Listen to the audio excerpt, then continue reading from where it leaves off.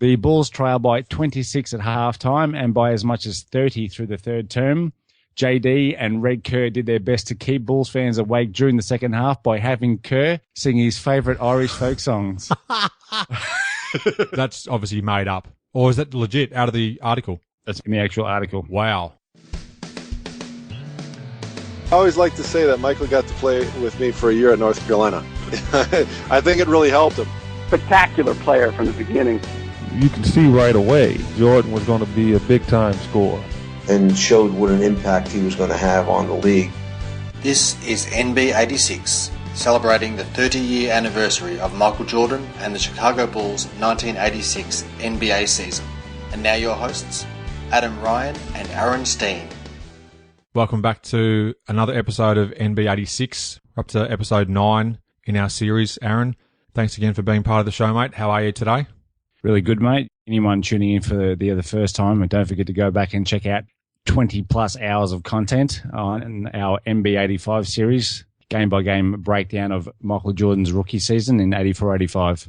I thought I was the only person that was the shameless self-promoter, but thank you very much for chiming in immediately with that. You've taught me well. And speaking of new listeners, if you are new to the show, thanks very much for listening. Regular listeners, welcome back. NBA News, Notes and Quotes, January 23rd through February 6th, 1986. On January 23rd, Rod Thorne bounced back nicely from his firing from his post as GM of the Chicago Bulls by being named the NBA's Vice President of Operations. He's done well for himself. He did. He came back very well. And on this same day, Bulls owner Jerry Reinsdorf got some bad news. Milwaukee businessman Marvin Fishman asked a federal court to award him ownership of the team. This was a court case that had stemmed from the previous owners allegedly blocking Fishman from an opportunity to buy the Chicago Bulls back in 1972, and we covered this off in our NB85 series. In Houston, the Rockets disposed of Sacramento 124-107, and that gave the Rockets a 22-1 record at home. Akeem had 22 points, and Robert Reed picked up the scoring slack left in the absence of an ejected Ralph Sampson, who still had about 18 points at that time, I should add, who was tossed from the game after picking up 2 tech fouls. LaSalle Thompson led the Kings with 22 points and 14 boards, and John Lucas had a ripper, 20 points and 17 assists. I love that even though Akeem later on in life changed the spelling of his name to add the H to the beginning in our notes, you've dated your notes very well by still spelling it Akeem, A-K-E-E-M. Nice work, mate. Mate, I've got OCD when it comes to this sort of stuff, and even though, as you said, he's changed the spelling of the name, I'm going to go old school all the way. Thanks for acknowledging that, mate. Appreciate it. Portland outlasted Seattle 117-107 in a double overtime game. The Blazers' Kiki Vandeweghe had 31 points. Michael Sweet Bells Thompson had 24 and 12 boards. And Clyde Drexler, have a listen to this stat line. 22 points, 8 rebounds, 11 assists, and 6 steals. Those are Alvin Robertson type numbers. They are. They really are. And he had a great season too in 86. We'll get to that later on in this series too. Steve Coulter had 6 points in the second overtime session. Seattle had great contributions from Al Wood with 24 points, whilst Jack Sikma, one half of the Ivory Towers, he dominated with 26 points and 19 rebounds, and the X-Man, Xavier McDaniel, went for 21 points and 15 boards. Jeez, Al did have a good game, didn't he? I knew you would say that. On the 24th, Golden State Warriors were routed 135-114 at Boston. The 32-8 Celtics were led by Larry Bird's 25 points. Scott Wedman controlled the boards, nabbing 13 to go along with his 21 points. And David Thirdkill, still one of the greatest names of all time, had 20 points and 8 rebounds. Golden State's top scorer on this occasion was Chris Mullin, who had 24 points. Philadelphia held off the hometown Cleveland Cavs 121-114 and moved to 29-14 on the year. Maurice Cheeks had a big game with 30 points, and Moses Malone had 28 points and 10 rebounds. For Cleveland, World B. Free had 28 points and Mel Turpin 26. In his first career start, Keith Lee scored what would be his career high, 25 points. He also had 10 rebounds and 7 assists. And I'm mentioning Keith Lee because he averaged better than 18 points a game and 10 boards when he was at the University of Memphis, and the Chicago Bulls picked him in the 1985 NBA draft. We covered that elaborate deal that then sent him to Cleveland, along with the Cavs sending Charles Oakley to Chicago back in episode 1 of this series, NB86-9. And an historical win took place in LA, mate. The Clippers defeated the Lakers for the first time since they moved from San Diego. The Lakers were defeated on the Clippers' home court. The final score was 120-109. It was only the Lakers' 9th loss on the year to that point, and for the Clippers, Marcus Johnson had 22 points and Kurt Nymphius 19. Moving on to the 25th, mate. Phoenix travelled to Chicago in front of 10,364 fans, and the Suns took apart the Bulls pretty much, 133-114. Chicago dropped to 16-28. Now, for the Bulls, Orlando Woolridge had an absolute monster game, 44 points. Sid Green had a great game as well, sort of overshadowed somewhat by Orlando, with 27 points and 11 rebounds. And for Phoenix, Walter Davis had 30. James Edwards, future Chicago Bull, of course, 23 points. And Larry Nance, I forgot his surname for a moment. Larry Nance had 20 points and 10 boards. Extraordinarily, in my research for the episode, I have completely glossed over this game, completely missed it in the Chicago Tribune. That's all right, mate. I've got a few tidbits from this game. We'll just go with that before we move on to other action in the association. It was Phoenix's 5th game in 8 nights, and the Chicago Tribune noted that Bulls assistant coach and scout Mike Tebow had scrimmaged with the team in the lead up to this game because several players had missed practices after they were excused for a number of personal reasons. So I found that to be quite interesting, dare I say. Wow. I'd love to know which players and for what reasons. I did actually see a list of who they were when I read the article, but they escaped me for the moment. I know that Quintin Dailey was one of them. I'm sure of that. I was going to say that there's a pretty good chance that Q was one of them. Yep. And I think Orlando Woolridge may have been another, but I'm just going from memory there. But yeah, they got down to about 9 players in practice. So Mike Tebow filled in to be that 10th man, I believe, to act as the 2 different teams as far as their scrimmaging goes. So that would have been quite a scene. In the Washington Bullets win over Atlanta, Manute Bol set what would be his equal career high with 15 blocks. What? Crazy. 15 blocks. Yep, 15 blocks. The Bullets won the game, 111-103. That's almost inconsequential when you look at that block total. Dominique had 35. So what a great game this would have been to watch. And Cliff Robinson had 38 for the Washington Bullets.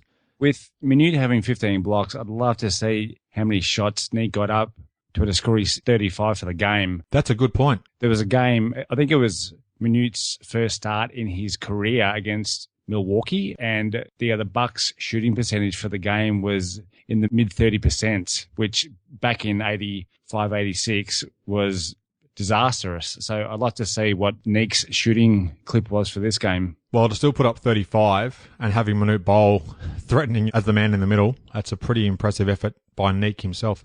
To this day, mate, that effort from Manute is the equal second best of all time, and he's tied with Shaquille O'Neal, who also had 15 blocks during a game in the 93-94 season. Thank you very much to basketballreference.com for those statistics. And the LA Lakers' Elmore Smith had blocked 17 shots in a game early in the 73-74 season, so he's the all-time leader. Now, just briefly too, mate, it's worth noting that during this 15-day block, New York's Bill Cartwright returned to action. Future Bull Bill Cartwright returned to action for his first 2 games since May of 1984.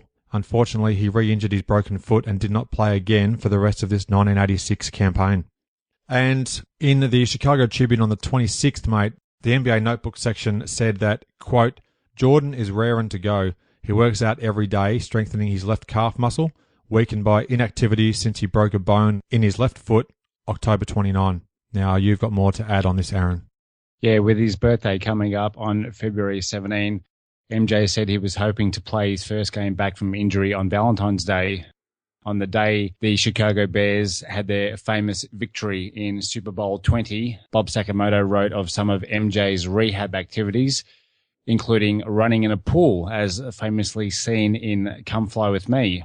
Jordan said he wanted to play in games at the end of this current season to test his foot and was concerned about sitting out the rest of the season and taking the foot into training camp untested. His ski boot-looking splint was due to come off in 18 days' time.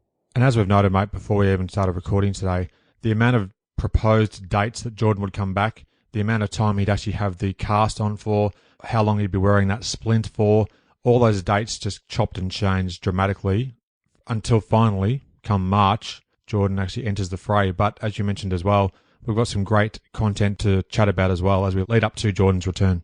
A quick check on the marvelous basketballreference.com shows that in that January 25th game, Atlanta and Washington, Dominique went 12 for 30 shooting.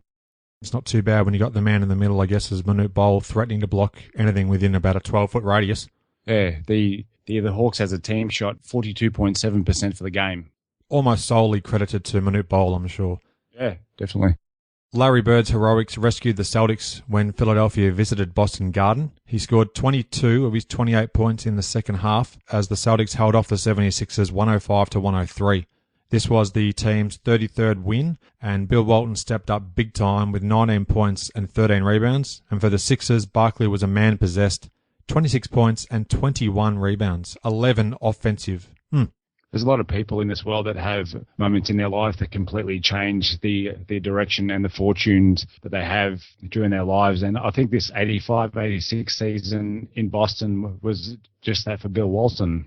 For sure, mate. He'd gone from the LA Clippers, almost contemplated retiring. He was plagued by repeated injuries, and yet he manages to land with the Celtics, and it changes the whole arc of his career historically. So, yeah, well said. On January 27, Chicago at Dallas in front of 16,498 saw the Mavericks hold on to a 124-116 win. The Bulls dropped to 16-29. For Chicago, George the Iceman Gervin was anything but cold. He had 45 points and 7 rebounds. Sid Green, 16 points, and Dave Corzine, 9 boards. And for Dallas, look out, Rolando Blackman, 33 points in allannals.com/70. Great conversation there with Rolando Blackman. And Mark Aguirre had 20 points and long-armed Sam Perkins, 18 points. Now, entering the contest, Dallas had lost 5 of their last 7 games, yet they still pull the wool, Ridge, over the Bullseyes. Detroit had a great win at San Antonio on the same day. The Pistons' Kelly Tripucka hit 2 free throws with 2 seconds remaining before Alvin Robinson nailed a 3-pointer at the buzzer. Detroit held on 118-117. Kelly had 33 points. Isaiah added 30. One of the previously unknown high points of this 86 Bulls season was 35 first-half points from George the Iceman Gervin on his way to 45 points for the game. Gervin, who was set to miss his first All-Star game in 14 years, said he will be watching the game from one of the islands in the Bahamas. Oh, if you don't mind. Stan Olbach went with Gervin in 44 minutes of play at the expense of Quintin Dailey, who didn't make it into the game at all. Despite the performance of Gervin, repeated defensive lapses allowed inawareness.com/70 guest Rolando Blackman to drop 33 points on the Bulls. I didn't even let you get to the point where you could shamelessly self-promote the episode. I've done it beforehand, and now you've done it then. Thank you very much. What a great effort from the Iceman. 35 points in the first half. Also on the 28th, Chicago visited New York at Madison Square Garden in front of 12,150 fans, and the Knicks had a 7-point victory, 118-111, and the Bulls continued to plummet, 16-30. For Chicago, Quintin Dailey had a monster game, 38 points on 12 of 19 from the field. Kyle Macy, 16 points and 4 assists, and future Nick, Charles Oakley, had 10 points and 14 rebounds. For New York, Patrick Ewing had a great game as well, 37 points, 16 rebounds and 3 blocks. Gerald Wilkins, 24 points, 5 boards and 6 assists. And Rory Sparrow, 11 points and 14 dimes. Good stuff there from Rory. The Knicks were 16-29, so they were 1 loss less than the Bulls.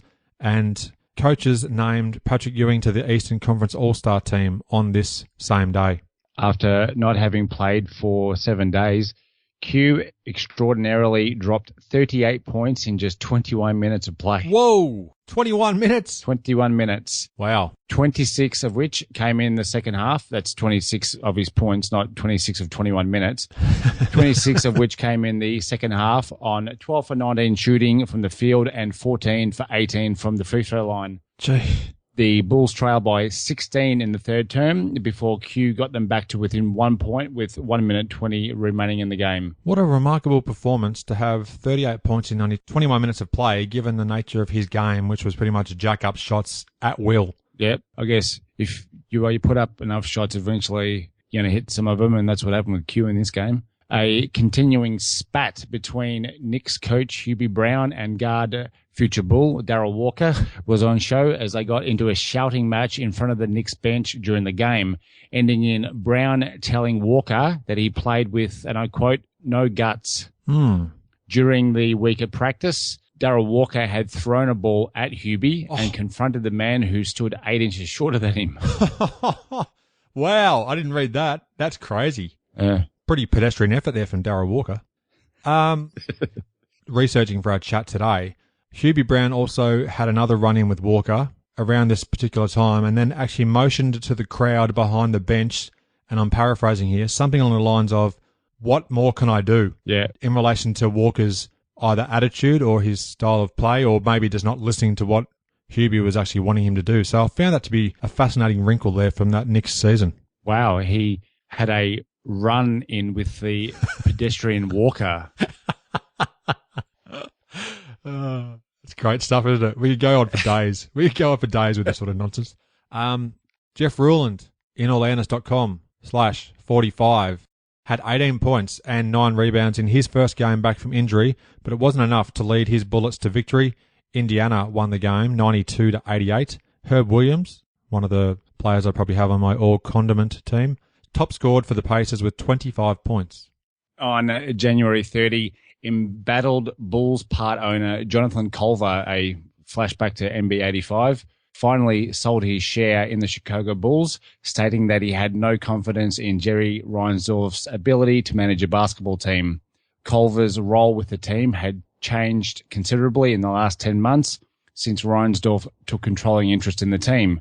Only 2 people remained from the previous ownership group, Lester Crown and Lamar Hunt. And if you go to wikipedia.com and the page of Jerry Reinsdorf, it used to state that Reinsdorf acquired his majority interests on March 11, 1985, and that same week, Culver sold his 7% stake in the team, which, of course, we've just debunked. So if you now go to the wiki page of Jerry Reinsdorf, you will notice my editing of his page that now states that Culver sold his 7% stake in the team on January 29, 1986, bringing Reinsdorf's interest to 63%. I love it how you've taken it upon yourself to update the wiki page, mate. In relation to Culver, I've never been sure how to pronounce his name because it's spelled Kovler, but is it Kovler? I'm not even sure how you pronounce it, but it is Kovler. Wow. I did check Google, many different references on Google with the name. Yeah, in that case, it's definitely not Culver, as we've pronounced it every single time that we've said his name. Speaking of accuracy. You'd assume that it's Kovler. Yeah. Anyhow, moving forwards, we'll try and remember his name is pronounced slightly differently. On the 30th of January, Boston at Chicago in front of 15,207 fans. Boston defeated the Bulls 109-91, and the Bulls' season continued to go down the drain, or so we thought. They were 16-31 at the time.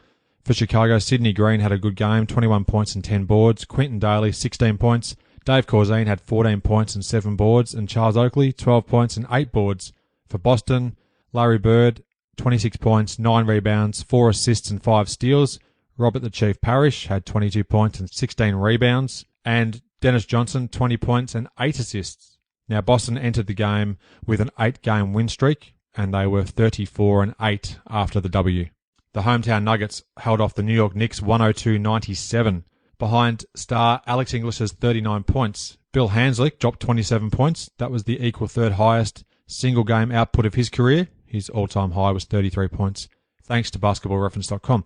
Gerald Wilkins and Patrick Ewing each had 25 points in the Knicks' loss. The Bulls without Jordan and Woolridge were like Miami Vice without Don Johnson and Philip Michael Thomas. Not much of a show, wrote Bob Sakamoto. Danny Ainge even admitted in the locker room afterwards that a game versus Chicago, who were missing their 2 biggest stars, was a little hard to get motivated for. The Bulls' scrappiness actually had them to within 1 early in the 4th before Parrish and Bird put the Bulls away down the stretch. Off the court, there were reports circulating that the Bulls had Macy, Paxson and Dailey on the trading block in the hopes of making a move before the February 15 trade deadline. Then, of course, Jerry Krause completely denied that he'd shopped any of the 3. form reminiscent of NB85, mate. Didn't actually know that Macy, Paxson and Dailey, / any combination thereof, were possibly on the trading block at that stage. So, yeah, good find. Bob Sakamoto wrote that it's not that the man with one of the coolest names in NBA history, well, Bob didn't say that last part, I did, wasn't a good employee. It was actually just the opposite. But circumstances led to David Thirdkill getting fired 3 times the previous year. He had a rough trot, didn't he? But it's a great story, Thirdkill. Perseverance. Thirdkill had, however, now found a home on the mighty 1986 Boston Celtics with his aggressive play on the offensive boards and his per 48-minute scoring ranking only behind Bird and McHale on the team.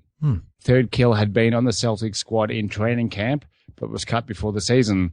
Team pain in the derriere, but favourite of Red Auerbach, Sly Williams, was the man who made the team at Thirdkill's expense. But it was Williams, whose behaviour led to him being released by Boston early in the season, that led to Thirdkill getting another opportunity with the Celtics that he took advantage of. That's great stuff. And big fan of Thirdkill's name. I don't remember the first or second kill, but sounds like a great guy, all things considered. Well, the 3 kills were the 3 teams that he played for the previous year. That makes sense. Scott Wedman of Boston top scored with 24 points in Kevin McHale's absence as his Celtics defeated the hometown Washington Bullets 97-88. This was the 35-8 Celtics' 10th straight win, the longest streak to date in the 1986 NBA season. Leon Wood top scored with 21 points for Washington. Now, January's player of the month, mate, you'd be very happy with this one. Dominique Wilkins, 30.7 points, 7.3 rebounds and 3.3 assists as he led his Hawks to an 11-4 record. Pretty impressive stuff. Time to crack into the month of February in 1986. The upcoming game versus the Houston Rockets was to be the Bulls' first nationally televised regular season game since March 8, 1981. Pretty crazy, isn't it? Yeah. Dick Stockton spoke of the high that the city was on after the Chicago Bears Super Bowl win, but they still had a ways to go to reach those heights with the Bulls, as the national audience were about to discover. Yeah, indeed they were. For Houston's game at Chicago, 12,327 fans turned up, so not ideal. The Bulls won the game, though, however, which is a good thing. Maybe the national TV coverage got them over the line. They won 132-122 and improved to 17-31. Still 14 games below 500, so far from great. For Chicago, George Gervin had an absolute beauty. 35 points. Charles Oakley had 19 points and 17 boards. Very good game there from Charles. And Gene Banks, 18 points, 10 rebounds and 10 assists, if you don't mind, triple-double territory. For Houston, Elijah won 33 points and 11 boards. John Lucas had 20 points and 15 assists. Lewis Lloyd, 16 points, and Ralph Sampson, 15 points and 10 boards. Now, the Rockets entered the game having won 9 of their last 11, so they were on fire. However, lost. Yeah, anticlimactic there from Adam. In Portland, the Blazers obliterated the LA Clippers, 156-121. Wow. Kiki Vandeweghe led Portland with 36 points. The 156 points tied a team record set in 1983 against, if you had to have a guess, the Denver Nuggets. For the Clippers, Marcus Johnson had 25 points. Without much fanfare, Robin Banks pulled off the first ever triple-double of his career in the Bulls' Ronda Rousing win over the Houston Rockets. Did you call him Robin Banks, like as in robbing banks? Robin. So not only is it Gene Riverbanks, it's now just Robin Banks. Ronda Rousey as well, so a bit of UFC content as well for the fans. Rookie Charles Oakley was stringing together some great games for Chicago and had career high in both points and rebounds in this one. And Q peeled off 9 straight points down the stretch to seal the win. On the back of Gervin's 18 points in the third term, Q had 17 points in 19 minutes, to which John Paxson said, and I quote, "Just give the ball to Q and go." Nice one. Good stuff, Pax. In a reference to the starting quarterback for the Super Bowl winning Bears, Jim McMahon, Bulls coach cruise ship captain Allbeck wore a white headband with the word Kerr written on the front of it and hyped Bulls announcer Johnny Kerr in front of the CBS cameras. Of course, Johnny would have loved every second of that. There was also a great article about Charles Oakley in that day's Chicago Tribune titled "Bulls Oakley Maybe Minutes from Stardom," and it was a clever play on words because it cites the great play of Oakley in limited on-court action. Now, that same day, on the 2nd of February, Chicago at Indiana, just 10,911 fans, saw the Pacers destroy the Bulls 131-106. Chicago dropped to 17-32. For the Bulls, Oakley had another great scoring performance, 22 points. Sid Green, 17 points and 14 boards. Jawan Oldham, 15 points and 8 rebounds. And for Indiana, Vern Fleming, 27 points and 11 assists. Steve Swinga Stepanovic, 24 points and 11 rebounds. And Terrence Stansbury, former guest and friend of the show, episode 58, if I'm not mistaken, in orlandis.com/58. He had 10 points, 8 rebounds and 11 assists, so a near trip dip for Terrence. I barely ever said trip dip in my life, but I'll say it now. Following the win, Indiana was just 2 games behind the Bulls. At home, Boston were super and fought back from 21 points down to beat the Sonics 114-101. The Celtics record at Boston Garden increased to 22-1 on the season, and the team was 36-8 overall. Boston's Dennis Johnson had 24 points and Larry Bird 22. Xavier McDaniel, Jack Sikma and Gerald Henderson all scored 20 or more for the Sonics. In Los Angeles, Kareem Abdul-Jabbar borrowed Doc Brown's DeLorean and travelled back in time to 1972, dropping 40 points on the visiting New York Knicks. Now, when I looked at the box score to this game, I really hoped that the Lakers' Byron had a good game so I could drop a Great Scott reference. Alas, it was not to be. New York won the game, perhaps their best win of the season, 103-96. Ken, the Staircase Bannister, led the Knicks with 18 points. You want to step in, mate? Feel free to join in if you like. Step into the banister. You can speak if you like. From the highs of the nationally televised win over Houston to the lows of a blowout at the hands of last place Indiana, Coach Albeck openly questioned the mental toughness of the Bulls. Some points from this game. Gervin and Dailey combined for 9 for 29 shooting. Corzine, hampered by a sore back, scored the same amount of points as the injured Orlando Woolridge, who didn't even play. Kyle Macy managed just 1 more point than Orlando. The Bulls trailed by 26 at halftime and by as much as 30 through the third term. JD and Red Kerr did their best to keep Bulls fans awake during the second half by having Kerr sing his favourite Irish folk songs. That's obviously made up. Or is that legit out of the article? That's in the actual article. Wow. And in some side news, Coach Albeck began his coach's show at 10 a.m. on Channel 7 each week for the rest of the season. He would be joined by either Michael Jordan or Orlando Woolridge. Now, that's a great find to see that about the coach's show. I'd just love to see some footage of the cruise ship captain and Michael Jordan or Orlando Woolridge talking Bulls basketball in 1986. Just be fascinating to watch. On February 4, at the very next Bulls practice, GM Jerry Krause chewed out the players about their 17-32 record. Crumbs wouldn't elaborate, but Kyle Macy and Michael Jordan did afterwards. Macy brought up examples like the Boston Celtics and Phoenix Suns, where he had previously played, both being professional teams, where the Bulls horse around, eat popcorn and hot dogs, talk to the cheerleaders, and generally allow too many distractions to allow them to concentrate enough on the game. Wow. Tell us what you really think, Kyle. Michael Jordan also chimed in after waiting for an opportunity to do so after everyone else had spoken. He said, "This isn't a job. It's a hobby that we get paid to do, like stamp collecting." Ooh. He felt the players were becoming too accustomed to losing. He said they lose, go home, have dinner, and start feeling better about losing. I think it's important to note, one, Jordan waited till everybody else had the opportunity to speak before he would give his words, and also two, to say that you could tell straight away he did not want to lose at any stage of his career, and he wasn't going to accept this for much longer, sitting on the bench just watching his teammates. He has zero tolerance for any of this kind of stuff. You could see in his rookie season that he even said himself that he didn't want to speak up too much because of his first year in the NBA, but his own personal standards are definitely coming through with what he said. On court or off during this 86 season, it was already Jordan's team, let's be honest. Detroit at Chicago on the 4th of February in front of only 9,456 fans. Now, that was pretty ordinary crowd. Detroit won the game 117-115, so that wouldn't have helped Jordan's cause too much. He would have been absolutely seething. They were 17-33 with the loss. For Chicago, Sid Green had 29 points and 12 rebounds. Gervin had 22 points. Charles Oakley, another stellar performance, 19 points and 12 boards. And Kyle Macy, 18 points and 8 assists. For Detroit, Kelly Tripucka, underrated throughout the 80s, 28 points. Isaiah Thomas, 18 points and 19 assists. And Joe D, 18 points and 6 assists. Now, after a sluggish start to the season, Detroit moved above 500 with that victory, 25 and 24.